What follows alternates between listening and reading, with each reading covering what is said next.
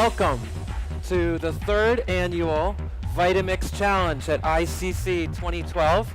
I'm Will Blunt, the managing editor of StarChefs.com, and I have the privilege of introducing Jody Berg, president of Vitamix. Welcome, Jody. Thank you. It is great to be back again for another Vitamix competition. I remember the last one, and I still have it just thinking about it in my mind or in my taste buds, so I can't wait to experience today. We had entries from all over the country, and we ended up with 6 really strong finalists. Tyler Anderson of Millwright's Restaurant and Tavern in Simsbury, Connecticut. Philip Spear of Uchi in Austin and Houston. Anna Levine of Everyday Vegan and Raw by Anna. Chris Bates of Hotel Fauché in Milford, Pennsylvania.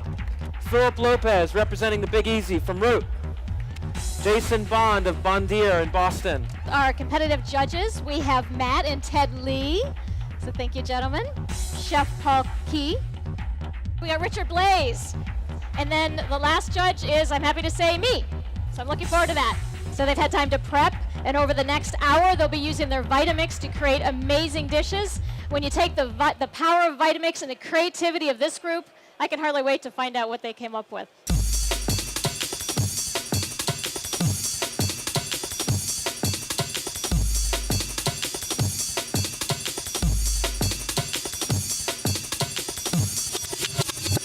You know, today we'll have probably 20 different vegetables. I lost count because I went to public school, but you know, each one its own unique flavors. Each one stuff is growing right now.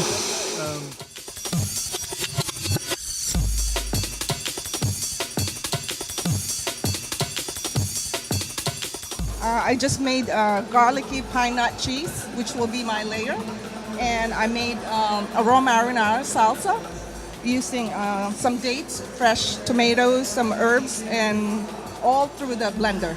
No cooking.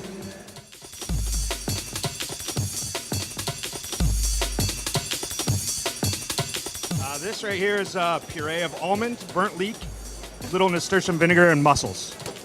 Everything that is going to be on this plate has come out of the blender. Every single thing. I'm not even using a knife. Okay, you read the rules. Yeah. No, everything.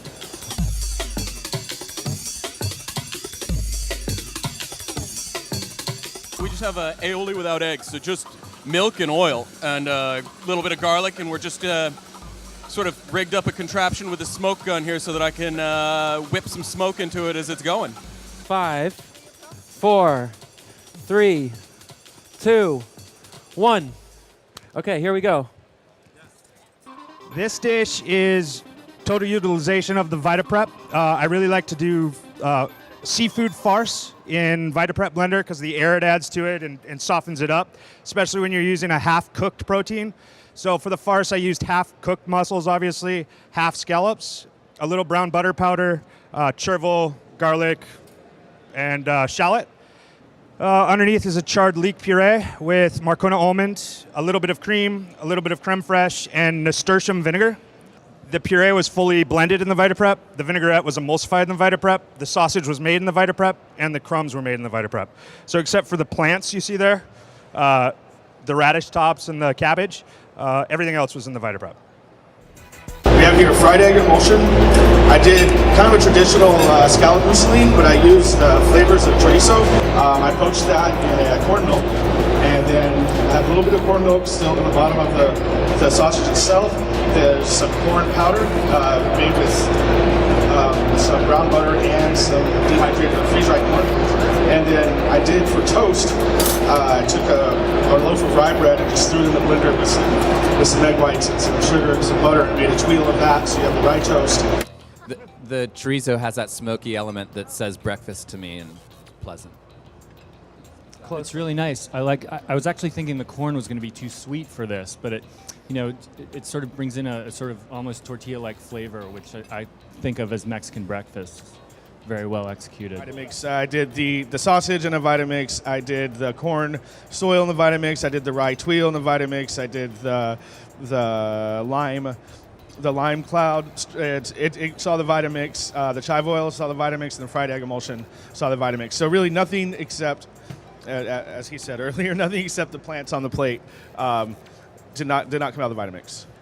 So I really wanted to use it in as many ways as I could to show off how versatile the machine is, and it's my favorite machine ever. What I have for you today is a raw marinara salsa with garlic pine nut cheese, which is in between the layers, and a zucchini squares. I use the Vitamix. This is all on cooking, but I still kind of process it with using the Vita Prep. Half of the sauce, a marinara, is pureed, at least pureed to a salsa texture, but it's never like soupy kind of texture. And the cheese, or in quotes cheese, is I process using macadamia nuts and pine nuts and some seasoning. This is great lunch for me. Like this is it's fresh, it's enjoyable, and the taste is good. And if you just ate it, I don't think you would say, oh, it's raw, which I think is probably the best compliment to a raw chef. Cuter tots. It's basically a little quinoa tater tot. It's a dough based on overcooked quinoa and olive oil. I use a little Joey Blanca, so not something too strong or bitter, just nice, light, and fresh. And we just puree it and puree it and puree it and more in the XL because it's the only blender that can handle it. And then with that, we do a little smoked aioli. So we've sort of punched a hole in the side of the blender that we put a smoke gun tube into. And while we're running this aioli, which is sort of a non-traditional aioli, instead of using egg, we used just milk and oil. We just run smoke in it so that it kind of smokes as it emulsifies. We're kind of playing off the idea of a nice bowl of French fries with mayonnaise, but trying to make it a little bit better for you and a little bit less killer at the end. I love how they taste as crispy as they look. Awesome. They just like, "Arr." So guys, this is a Turkish dondurma. What you have is a nitro frozen rice cream. It is jasmine rice, little black cardamom, some coconut milk, pureed in the Vitamix, and then aerated in a can into liquid nitrogen. You have a Lebanese tea foam on the plate. Now, usually you use a lot of calcium-based products with this, like milk or cream. Since there's no cream in this, we had to add a calcium chloride to this in order for the iota carrageenan to bond. We also have some smoked cherries, a little mango fluid gel, and a toasted rye cake, aerated as well. We also have a little bit of mango pico. It's seasoned with a little bit of fish sauce and shisho. So this dish at the restaurant we call minyardi, which means little toys, little playthings, cute little things. So this dish is about you being able to play and see these different flavors and textures and see how they go together, or maybe how they don't in some. So we give you bitter, sweet, crunchy, salty. As far as how we use the Vita Prep, we made a cherry bark gel with gelin. We added some of that sliced on top. The last thing we plated, some of that gel went into a beet puree that swooped on the plate. Some of the different powders, we powder carrot. After making carrot juice, the pulp's not very good, but you cook it slowly in a dehydrator. It makes it tender, it makes it more sweet. So you've got an earthy, sweet garnish you can use. I mean, anytime you're having like your first experience with a combination of flavors, there's something exciting about that for sure. So a lot going on, but like this is, it's curious in a very good way. I was scared that it wasn't gonna be cohesive, but after eating a little bit of everything together, it comes together really nicely. Again, my only comment is probably the amount of each thing.